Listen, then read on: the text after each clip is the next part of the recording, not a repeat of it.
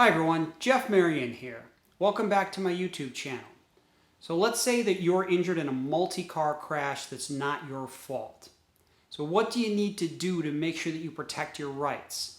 There's a lot of things that you can do wrong that can hurt your ability to get a fair settlement for your injuries.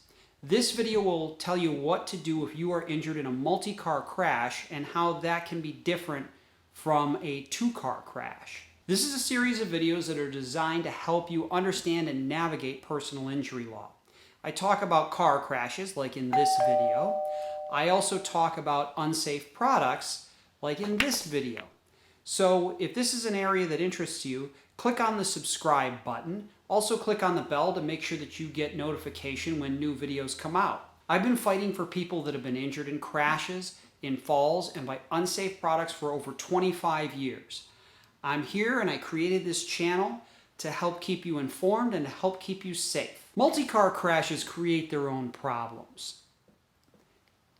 A recent case that I've had involves a person who was stopped at a red light when two other cars that were traveling through the intersection and had the green light. One attempted to make a left turn in front of the other one, which caused those two cars to collide. The impact was severe enough that those cars actually crashed into my client's car. My client suffered some pretty severe injuries as a result of that. So what you have to do in that case is, we've talked about the 7 steps that you need to take. So make sure that you're doing all of that. If you need a refresher, here's the video for you. Make sure that you've got the witnesses, especially if you're not sure what happened. Make sure that you talk to the other drivers. Make sure that the police are there and you've got the police statement. That can sometimes create liability issues, because what you're going to have is you're going to have these other two drivers, their insurance carriers are going to be fighting over who's at fault, whether there's a comparative fault. Does that affect you in that situation? Not necessarily. But it's one of those things that you need to be aware of, because in some states, like especially New York State, we have what's known as joint and several liability. What that means is that if one party is 1% liable, they can be held in for all of the damages on the case. That can be important where you have one driver that has a small policy and one that has a large policy. Because if you can show that both drivers caused the crash, you can get to both of those policies, which sometimes can be important. My client was severely injured, and one driver had the minimum $25,000 single limit for an individual and $50,000 for all the occupants of the vehicle and anybody who was injured. So that was not going to cover a lot of medical bills. That was not going to cover the lost wages. So trying to get that other driver and show some liability and keep that driver in the case may be the difference between a recovery that actually helps you pay your bills and one that leaves you in a significant financial hole. So it's very important that you follow all the steps, that you make sure that you get your witnesses, that if the police are there, you've got a copy of the report, that you know what happened, because you've got to make that argument, because that insurance can be very key. Do you have any questions about motor vehicle crashes and what to do if you're injured in one, especially if it isn't your fault?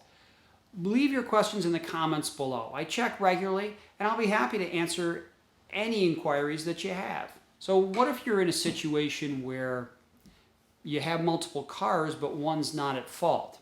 I've had over the years several cases where I've had a driver stopped at a stoplight, and two cars behind the driver, my client, that driver hits a car, and that second car hits into my client's car.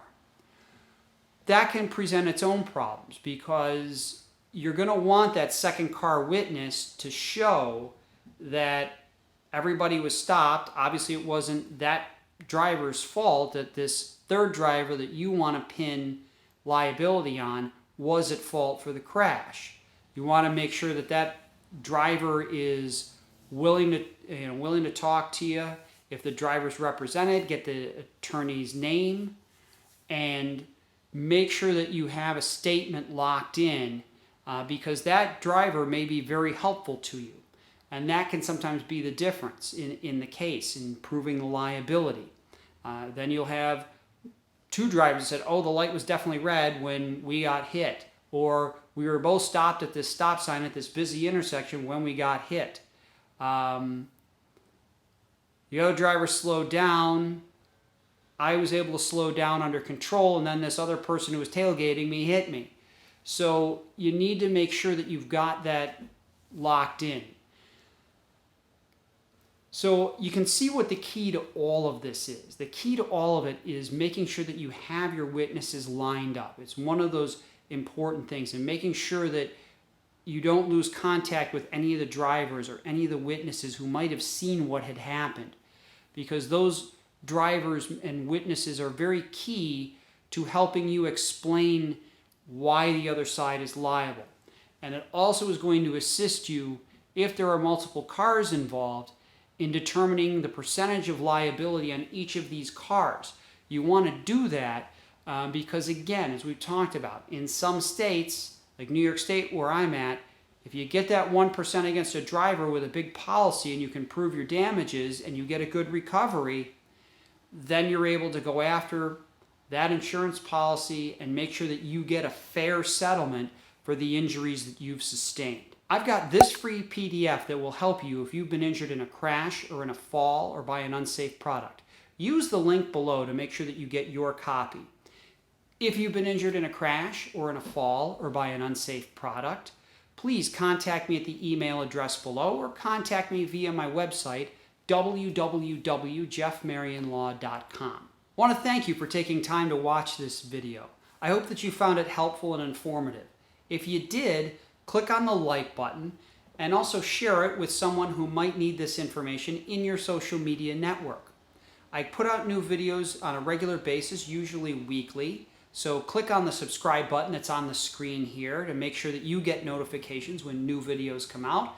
And check out my other video that I've got here on the screen if you want to learn more about another topic on personal injury.